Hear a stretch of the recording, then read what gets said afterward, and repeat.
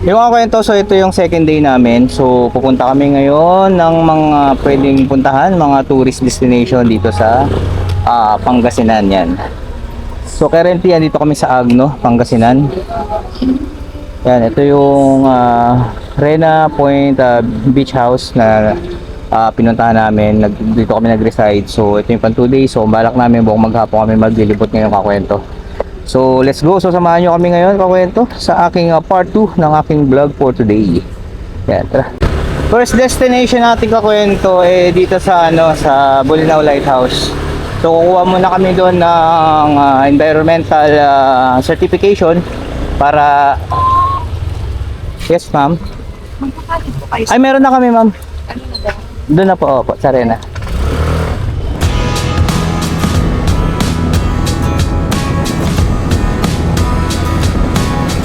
Yung tower. Doon muna tayo pupunta kwento. Yan. So malapit-lapit na, napaka-solid yung dagat oh. Yan.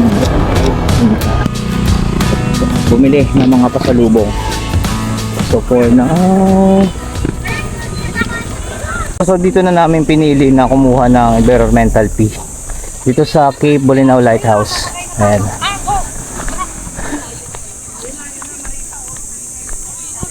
Yan. So 6 na tao kami. So yun, times na lang 6 times 40. Yan.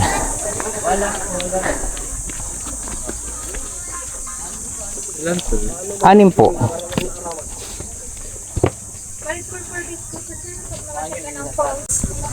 Yan. So ito kakwento yung ibigay nila. Kasi wala na yung pamphlet. Dati kasi may pamphlet eh. Yung parang list lang pwede nyo puntahan. So ito yung resibo. Yan.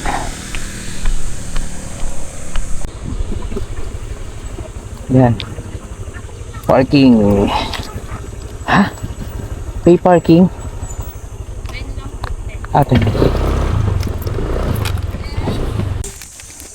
So yung kwento. So ito yung first destination namin. Yan. So ito yung lighthouse. Magapong kami mga ganito. Yan. So ito pala yung unang akyatan natin. Ayan.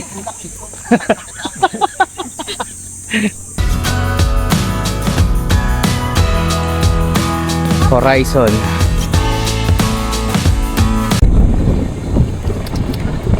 Pakwento, so next destination namin dito sa sa Enchanted Cave.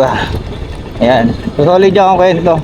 Nakikita na natin yung bukana niyan kasi mismo yung loob, diba? So ngayon, yun yung target natin puntahan sa kwento. So let's go.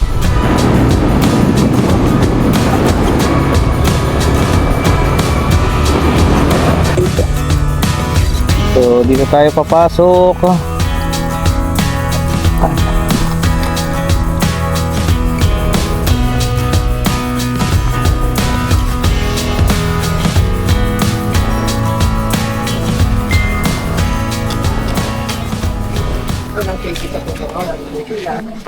Pandelan po ba lahat? Pero ang dami na mapupuntahan dyan. Pag nilibutin niyo sir, 45 minutes po. Pero pag papuntang cave, 3 to 5 minutes walk din po siya. Bali dito po siya sa small sir. Subscription naman ng Ordos kasi siya. By batch po. 11 60 po lang yung maximum makakapasok then 30 minutes swimming time lang po sa loob ng Lahat yan nandito. Yes sir, ito po. Sa mismong loob natin. Ano din oh. Dito na tayo sa 300. Kung makukuha na pala lahat yan. Diba? Swimming lang tayo. O nandito rin naman. Cottage. Hindi na. Ay, hindi. Pwede naman tayo dun sa 200. Oo. May dala pong ulam or kanin, first recommend po maghanap ng cottage. Kasi yung sa cottage, doon na kayo maghanap o din doon na kayo bumagabayan. Para makapili pa pa sila. Ay, pala. Kasi 200 meron nang nakakuha. Sige. Tara, usap na tayo.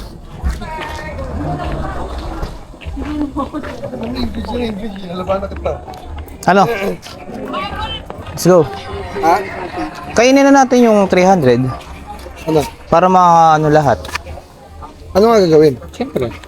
Ano oras tayo Alam mo naman 250 lang, titignan mo lang yung Ayun nga. Kaya nga, Di ba? 300 nga eh. Pag-awi ako sa kanila niyan. Gusto ba pag-awi ako dito? Wag. Baka mapaalis mo sila rito. Titigan mo lang ganun? Hindi na? Hindi na. 500 na sa amin yun?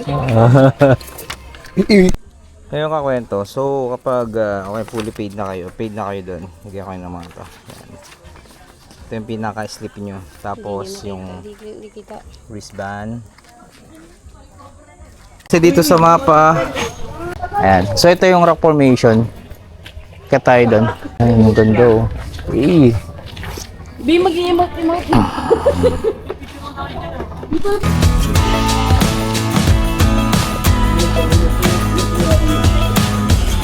Uy, tayo na yun ah.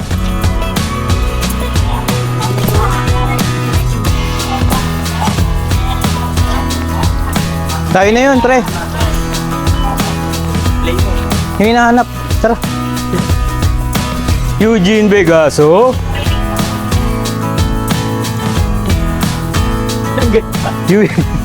Oo nga, gago. Oo nga, baliw. Ayun o, tara. Oo, tinawag na eh. Di baka papaprepare doon? 11:30 po. Sa inyo muna sir, nagtawagin kayo. Tinawag no. Lista pa lang po yun. Alis na pa lang, pero pupunta na rin kami doon. Maririnig ko lahat po sir. Ah. Pwede kayo hintay na lang po doon sir. Kung gusto niyo po mag-isip. Ah, sige po. 11:30 po. Okay, thank you po. So yung kakwento, so yung schedule namin is 11:30. Kumbaga, yung review ko dito is good kasi bawat station may mga mag-a-assist sa inyo. Tapos tatawagin na rin kayo just in case na para maganda yung preparation tapos yun sa oras. Ayan. So kung papasok kayo ng cave, kailangan naka-prepared na kayo na pambihis kasi wala daw bihisan doon. Ano yan? Bigyan naman.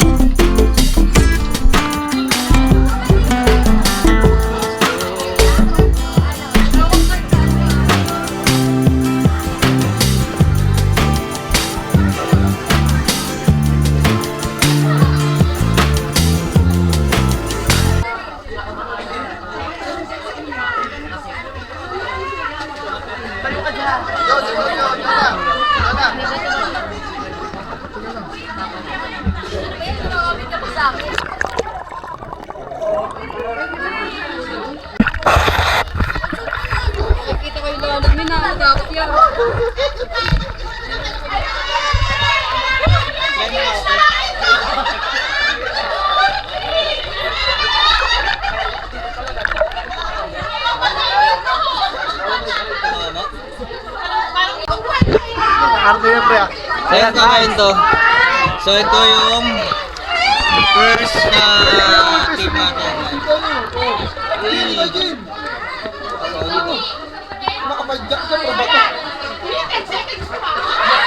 Grabe yung solid yung experience ako yun. Napakaganda, napakaangas. Malalim ka na.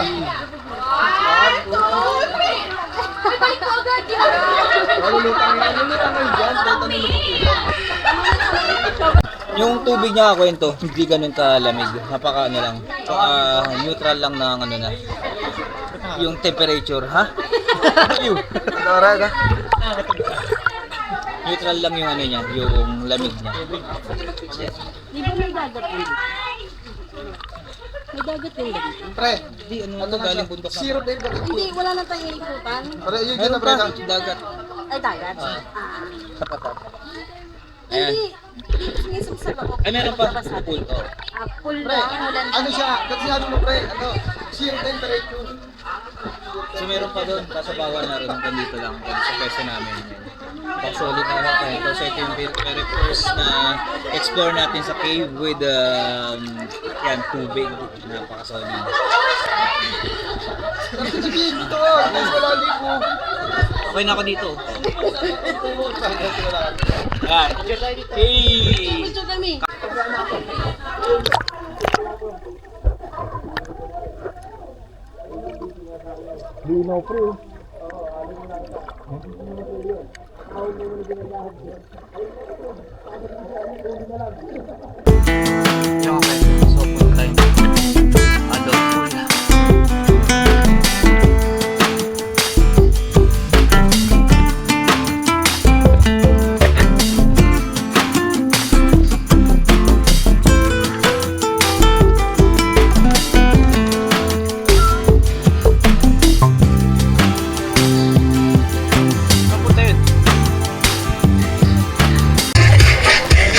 Lalim pre. Pre. Malalim. Lali ko, dalawang tao. Dalawang tao? Oo. Doon lang yan ah. Doon?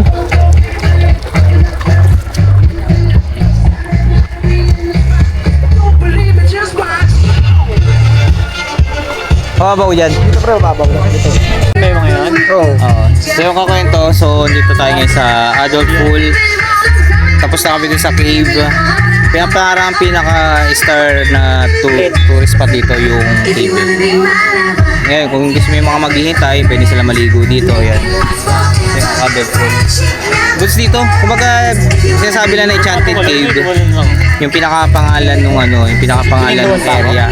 Pero kung dami yung pwedeng puntahan dito. Okay. So syempre magbabayad nga lang kayo ng entrance na 300. Full pack na yun. Yung sa 300, kasama na sa paliligo na sa cave. Pero kung gusto nyo na parang visit lang, lilibutin nyo na yung buong area na nakalagay doon sa pamphlet. Ano lang, 250. Kaya syempre, walang ano yun, walang ligo yun. Hindi kayo pwedeng viewing lang siya, picture lang, ganun ka kwento. Ayan. Tapos check natin mamaya kung makakit kami dun sa cross. Hindi nyo kakwento. So dito sa adult pool, ito, siguro mga 4 feet, tas pero dun nasa 8 feet. Yun nandun. Ayan. So yung kakwento, so ito na yung ano, end ng journey namin dito sa Enchanted Cave. Ayan. So hindi na kami nagpunta dun sa ibang spot dito dahil kami may mga pupuntahan pa. Hindi na sa loob Ayan. ng bahay, te. So yun, at least napunta namin yung Enchanted Cave na hinahanap namin. Ayan.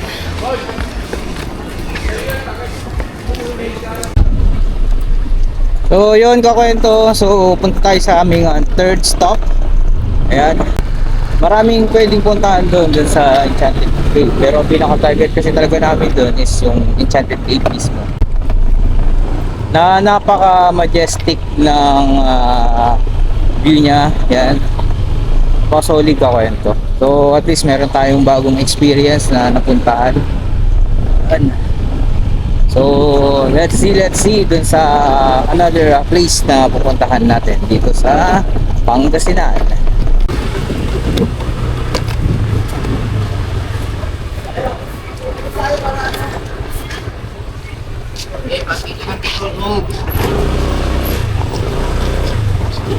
Parking. 90 parking. Magkano po? 90.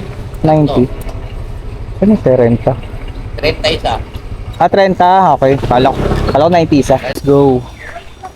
So yun, ito yung parking. Ito yung pinaka-entrance ng dagat. Tara.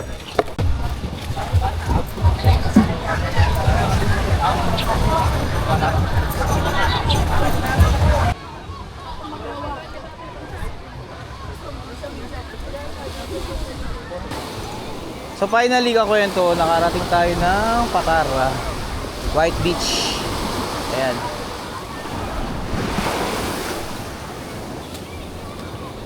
So yun, ang binayaran lang namin dito kakwento is yung parking na 30 pesos.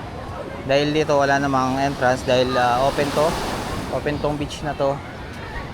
Ngayon kung gusto yung mag-arkila ng cottage yan, yung mga available dyan, hindi lang na natin alam kung magkano yung mga cottage. Pero based dun sa ano, nasa 700 to 1,500. Ayan. So, dito na lang rin naman tayo. So, maliligo na rin tayo. So, solid ako ito. So, isa ito or kung dito kayo naka-reside, puntahan nyo lang yung mga malalapit dito kakwento. Marami namang beach resort na naka-reside. Pero kami doon nga kami sa Agno. Yung tahan namin itong Pacara, White Beach. Kwento, pack up na ulit. So hanap ulit tayo na pwede natin puntahan. So yun, solid na Patar Beach yan. So let's go. Yan kwento, so isa sa pwede nyo gawin dito is mag banana boat. Ayan. So ang kinuha namin package, kasi may dalawa yan, may banana boat, iikot lang kayo dyan.